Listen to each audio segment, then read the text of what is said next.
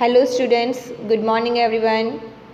In yesterday video I already explained chapter number 2 in-text question 1 to 5 questions, and today we will continue our in-text question of chapter number 2, and your first question from chapter number 2 page number 24 first, and your question is how will you separate a mixture containing kerosene and petrol in bracket difference in their boiling points is a more than 25 degrees Celsius bracket close which are miscible with each other। पहले तो question आपको understand होना चाहिए। Question क्या पूछा हुआ है, how will you separate the mixture. It means आपको जो मिक्सचर दिया हुआ है, किसका मिक्सचर दिया हुआ है, तो कि केरोसिन एंड पेट्रोल का, ठीक है। And the kerosene and petrol की जो सॉल्यूशन है उसका अंदर जो बॉइलिंग पॉइंट का जो डिफरेंस है वो कितना है, वहाँ पे 25 डिग्री सेल्सियस, ओके। और वो क्या है, miscible with each other. It means वो मिसेबल, हमारे दो वर्ड्स आते हैं, एक आता है मिसिबल और एक आता है इमिसेबल।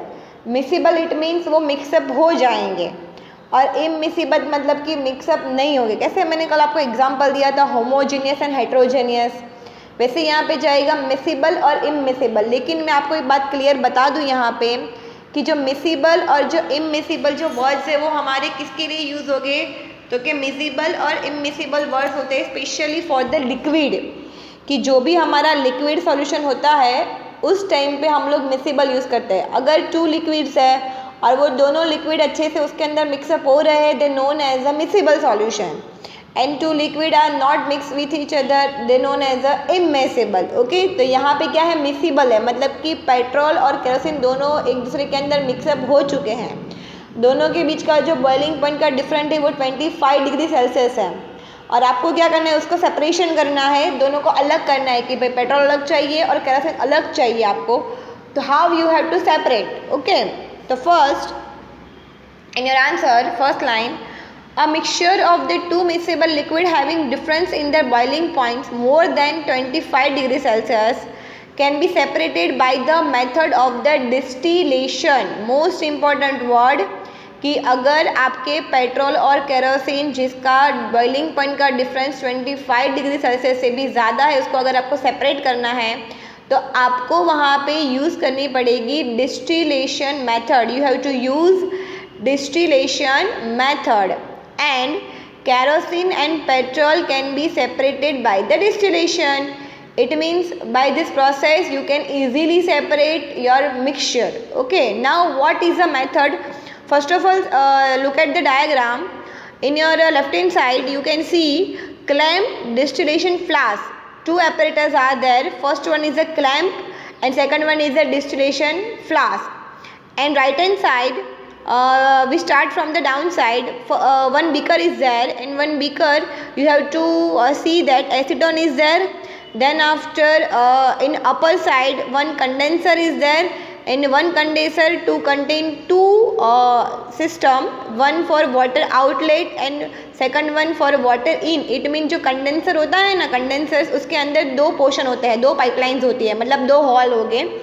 एक हॉल होगा कि जहाँ से वाटर इन होगा, और एक पोर्शन होगा जहाँ से वाटर क्या होगा, वहाँ पे आउट होगा। अभी क्वेश्चन ये आता है कि वाटर इन और वाटर आउट करने की क्या ज़रूरत है, तो कि जो हम क्या करेंगे, हमारे सब्सटेंस को बर्न करेंगे, मिक्सचर को बर्न करेंगे, और जब भी मिक्सचर को बर्न करते हैं वो कांच के वेसल में, हम लोग ग्लास के वेसल में उसको हीट करते हैं, और हीट की वजह से वो वेसल हमारा ब्रेक ना हो जाए और प्रॉपर रिएक्शन हो, उसकी वजह से वहाँ पे उसको कोल्ड टेम्परेचर प्रोवाइड करना it's compulsory. That's why condenser में 2 पोर्शन होते हैं, एक हमारा टैप के साथ कनेक्टेड होता है और एक हमारा ओपन कनेक्शन होता है।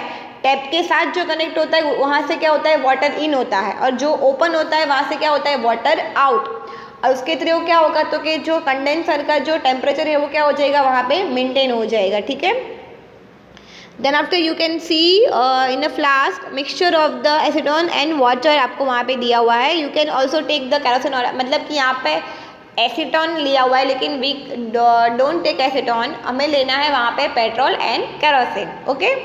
नाउ चलो in a process, first in this method the mixture of the kerosene and petrol is taken in a distillation flask with the thermometer. Yes, you can see also in upper side thermometer also there. Okay, and thermometer क्या work करेगा यहाँ पे? Thermometer work to measure the temperature of the flask, कि भाई कितना boiling point पे कौन सा रिलीज हुआ, क्योंकि यहाँ पे बॉइलिंग पॉइंट वर्ड आपको दिए हुए है ना. Okay, so we also need a beaker, a water condenser and a Bunsen burner. The apparatus is arranged shown in the above figure, कि आपको अगर अरेंज करना है तो ऐसे ही आपको अरेंज करना है. Then the mixture is heated slowly. Then after क्या करना है कि बंसन बर्नर के थ्रू आपका जो फ्लास्क में आपने पेट्रोल, केरोसिन या तो एसीटोन और वाटर जो भी आपका मिक्सचर वहाँ पे दिया हुआ है वो आपको वहाँ पे फिल करके उसको स्लोली हीट करना आपको वहाँ पे स्टार्ट करना है. And the thermometer should be watch simultaneously. Kerosene will vaporise and condense in the water condenser. मतलब कि सबसे पहले कौन वेपराइज होगा, किसकी वेपर्स बाहर आएगी? तो क्या सबसे पहले वहाँ पे वेपर्स बाहर आएगी वहाँ पे केरोसिन की. एंड क्या करेगा तो कि वो वाटर को कंडेंस करने की ट्राई करेंगे. Now the condensed kerosene is collected from the condenser outlet where petrol is left behind in the distillation flask. Listen, I will explain in easy language. First of all, you have to take the mixture of the petrol and kerosene in a conical flask, and then after you have to heat them. And heat आपको slowly provide करनी, बहुत ज़्यादा heat आपको provide नहीं करनी है. Whenever you start heating your mixture, first of all, kerosene contain low boiling point as compared to the petrol. Kerosene का जो बॉइलिंग पॉइंट कैसा होगा? लोअर होगा. किसके कंपेयर में? As a compare to the petrol. तो whenever you start heating the solution, first of all kerosene is vaporized. मतलब कि सबसे पहले वहाँ पे किसकी वेपर बनना स्टार्ट होगी? तो कि केरोसिन की.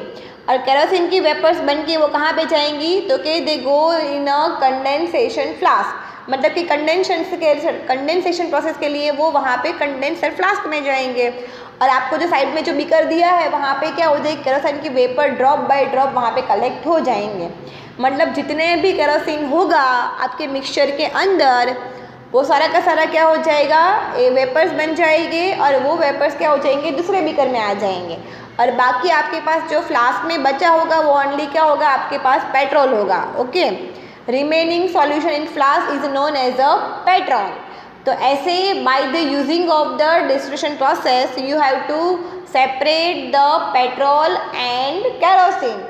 And you also separate the acetone and water. It means whenever your miscible solution is there, you have to use distillation process for this solution, for the separation also. Okay, clear? I hope you are all understand. Now your question number 2. Name the technique to separate. First one आपको दिया हुआ है butter from the curd, salt from the sea water and third one camphor from the salt. आपको यहाँ पे 3 process दी हुई है कि 3 प्रोसेस का आपको सेपरेशन करना है. And which method you have to use? First है बटर फ्रॉम द कर्ड. तो उसके लिए we can use centrifugation. Centrifugation मतलब ग्राइंडर करते हो और उसके थ्रू क्या होता है कि आपका जो मिल्क है वो अलग हो जाता है, जो बटर है वो बाहर आ जाता है. मोस्टली हमारी मम्मी भी घर में यूज़ करती ही है कि भाई हमारी जो क्रीम होती है उसके अंदर से वो लोग क्या करते हैं? बटर को रिमूव करते हैं. ठीक है. Second one salt from the sea water by the evaporation. Obviously we know that salt कहाँ पे मिलता है हमें? तो कि salt we can obtain from the water. मतलब कैसे मिलेगा? तो कि हमारा जो ये बड़े बड़े सीज होते हैं, बड़ी बड़ी रिवर्स होती है, वहाँ पे क्या होता है? वाटर का इवोपरेशन होता है. जो सॉल्टी वाटर जहाँ पे है सॉल्टी वाटर उसका क्या हो जाएगा? इवोपरेशन हो जाएगा. और लास्ट में जो सॉलिड सब्सटेंस बचेंगे उसको हम क्या करेंगे? कलेक्ट करेंगे और वो क्या हो जाएगा? हमारा सॉल्ट हो जाएगा. ठीक है. And third one camphor from the salt, कि सॉल्ट और कैम्फर को दोनों को मिक्सअप कर दिया है, उसको अलग करना है. तो we using of the sublimation. Sublimation process is known as in this process the solid is directly converted into gas without turn liquid. It means उसमें क्या होगा कि सॉलिड हमारा डायरेक्ट किस में कन्वर्ट हो जाएगा? गैस में कन्वर्ट हो जाएगा. वो हमारा लिक्विड में जाएगा नहीं. मतलब without going the liquid the solid substance directly converted into gas is known as a sublimation process. Okay, ये था आपका second question.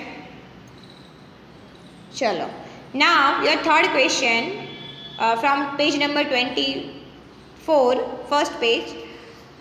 What type of the mixture is separated by the technique of the crystallization? It means in this question they asked which type of the mixture separated by the crystallization, मतलब कि कौन से ऐसे mixture है कि जिसको हम crystallisation process का यूज़ करके हम लोग सेपरेट कर पाएंगे. आपको सिर्फ एग्जाम्पल्स देने हैं. तो in this in your answer first one is a pure solids are separated from the impurities. मतलब कि हमारे जो इम्प्योरिटीज़ वाले सब्सटेंस होते हैं उसमें से अगर हमें प्योर फॉर्म अलग करना है तो वी यूज क्रिस्टलाइजेशन प्रोसेस. यहाँ पे एग्जांपल दिया हुआ है आपको. Salt is obtain from the sea is separated from the impurities and crystal of the alum are separated from the impure sample. दो एग्जांपल लिया है, एक सॉल्ट का और दूसरा वहाँ पे लिया हुआ crystal of the alum. Okay, alum is a one type of also element कि उसमें क्या होता है, इम्प्योरिटीज़ बहुत ज़्यादा होती है और उसकी इम्प्योरिटीज़ हमें रिमूव करेंगे और हमें प्योर सब्सटेंस चाहिए. उस टाइम पे हम लोग कौन सी मेथड यूज़ करेंगे, तो कि उस टाइम पे हम यूज़ करेंगे crystallization method. Okay, so in this page number 24 all question is done. Now we have to go to the next one, page number 24 second. First question बहुत बड़ा है बट बहुत ईजी आंसर्स है, कुछ इसमें करना नहीं है. Only you have to write the reaction is a chemical change और फिजिकल चेंज. कौन सा चेंज हो रहा है ओनली आपको वहाँ पे ऑब्जर्वेशन करना है. तो let's see the question. Classify the following as a chemical और फिजिकल चेंज. आपको नाम दिए हुए हैं और वो नाम में से आपको सिर्फ ऑब्जर्वेशन करना है कि भाई कौन सा चेंज होगा, फिजिकल चेंज होगा या तो केमिकल चेंज होगा. फर्स्ट वन है cutting of the trees. Obviously कौन सा जाएगा, फिजिकल चेंज, क्योंकि आप अगर ट्रीज को कट करोगे तो ट्रीज का जो शेप और साइज है वो क्या हो जाएगा, चेंज हो जाएगा. तो that's why they known as a physical change. Now second one is a melting of the butter in a pan. आपने एक पैन लिया, उसके अंदर आप बटर ले रहे हो और बटर की जो आप क्यूब डाल रहे हो और जैसे आप क्यूब डालोगे उसके ऊपर हीट प्रोवाइड करोगे तो हमारा जो सारा का सारा जो बटर का क्यूब है वो क्या हो जाएगा, वहाँ पे मेल्ट हो जाएगा. तो मतलब उसकी साइज चेंज हुई, उसका शेप चेंज हुआ, तो is also known as a physical change. पता है ना फिजिकल चेंज में क्या क्या चेंज होता है. Physical change it means the shape, size, structure of the substance will be change. In a chemical change no size, shape and structure will be change. In a physical change new substance is not formed but in chemical change new substance is formed. ये हमारे differentiate का topics है. फिर आपको वहाँ पे दिया हुआ है रस्टिंग ऑफ द अलमारी. अलमारी it means one type of the हमारा मेटल है कि जिस वजह से उसके अंदर रस्ट लग जाएगा. तो रस्टिंग होता है तो ऑब्वियसली वो उसके फिजिकल चेंज में, फिजिकल बॉडी में, शेप में, साइज में कोई फर्क नहीं आएगा. ओनली उसकी सरफेस के ऊपर केमिकल अफेक्शन होगा तो उसको हम कहेंगे chemical change. Then after boiling of the water to from the steam. मतलब कि boiling of water to form steam. मतलब कि वाटर को क्या कर रहे हैं हम लोग, बॉयल कर रहे हैं और किस में कन्वर्ट कर रहे हैं, स्टीम में कन्वर्ट कर रहे हैं. तो ऑब्वियसली सारा का सारा वाटर चला जाएगा. आपको पता है ना, ice to water, water to vapour, shape change होता है. That's why they known as a physical change. Second one passing the electric current through water and water breaking down into the hydrogen and oxygen gas. मतलब कि क्या हो रहा है कि water लिया हुआ है, वाटर के अंदर से हम लोग क्या कर रहे हैं, करंट को पास कर रहे हैं. Obviously when ever you pass the current from the water molecules will be separated. And water के अंदर कौन कौन से हमारे मॉलिक्यूल्स है, तो कि first one is a hydrogen and second one is a oxygen. They both are separated when you pass the current from the water. तो obviously new substance are form, so that's why they known as a chemical change. Second one dissolving common salt in water. Common salt it means when you use in a daily routine in your home. Okay, so obviously salt in water also known as a physical change because salt particle are dissolved and shape will be changed. And the next one, making a fruit salad with the raw fruits. Making a fruit salad with the raw fruits. Fruit salad बनाना है तो भी क्या है, one type of the physical चीज. Starting में आप cut करके रखोगे और बाद में फ्रूट सलाद बढ़ जाएगा, तब आप देखोगे तो वो भी पूरा एक नया आपको उसका स्ट्रक्चर, उसका शेप आपको दिखेगा, is known as a physical change. And last one, burning of the paper and wood, it's known as a chemical change. क्यों? तो के whenever you burn the paper and wood, some new ashes are formed, and whenever you new substance are formed is known as a chemical change. Okay, बहुत easy है, एक बार देखोगे तो आ जाएगा आप लोगों को. ठीक है. Now your question number 2, try the segregating the things around you as a pure substance or mixture. मतलब कि आपको सेग्रेशन करना है, सेपरेशन करना है. सेग्रेशन इट मीन सेपरेशन करना है कि भाई आपके अराउंड जो कोई भी चीज़ें हैं उसमें से आपका प्योर सब्सटेंस कौन सा है और मिक्सचर कौन सा है. तो प्योर सब्सटेंस यहाँ पे आपके 3 लिखे हुए हैं. First one is a water, second one is a salt and third one is a sugar. ये 3 are a pure substance. And second one mixture की बात हो रही है, तो मिक्सचर में वहाँ पे जाएंगे salt water, soil, would, air, cold drink, rubber, sponge, fog, milk, butter, clothes and food. ये सारा क्या है? मिक्सचर है. लेकिन प्योर फॉर्म में ओनली 3 चीज़ें यहाँ पे लिखी हुई है, वाटर, सॉल्ट एंड शुगर. मतलब कि उसके अंदर कुछ होगा नहीं, मिक्सअप नहीं होगा. कि सॉल्ट है, सॉल्टी वाटर होगा, इवोपरेट हो जाएगा, सॉल्ट मिल जाएगा, उसमें कुछ हमें एडिशन करने की ज़रूरत नहीं है. वाटर तो ऑलरेडी अवेलेबल है, ऑटोमेटिक रेन से ही हमारा आता है. शुगर की बात करेंगे तो शुगर हमारी शुगर कैन से बनती है. हाँ, उसके अंदर केमिकल यूज़ करते हैं, लेकिन शुगर हमें प्योर फॉर्म में भी मिलने के चांसेस है. तो that's why they known as a pure substance. बाकी जो नीचे सारे दिए हुए हैं, सॉल्ट वाटर है तो उसमें सॉल्ट प्लस वाटर, तो सॉल्ट वाटर बड़ा मिक्सचर हो गया. सॉइल बहुत सारे पार्टिकल्स होते हैं, that's why they known as a mixture. Wood भी मिक्सचर है, एयर भी मिक्सचर ऑफ द गैसेज है, कोल्ड ड्रिंक में भी सब कुछ मिक्सअप होगा. बस. ओके. तो ये थे हमारे सारे के सारे इंटेक्स क्वेश्चन जो मैंने आपको समझा दिए चैप्टर नंबर 2 के. सो chapter number 2 in-text question are completed. Now tomorrow in next video we have to start our exercise question answer, but आपको चैप्टर नंबर 2 के सारे in-text question आपको लर्न करने आएंगे. In a next live session I have to ask all in-text question to you. Okay, so thank you so much everyone. Bye everyone.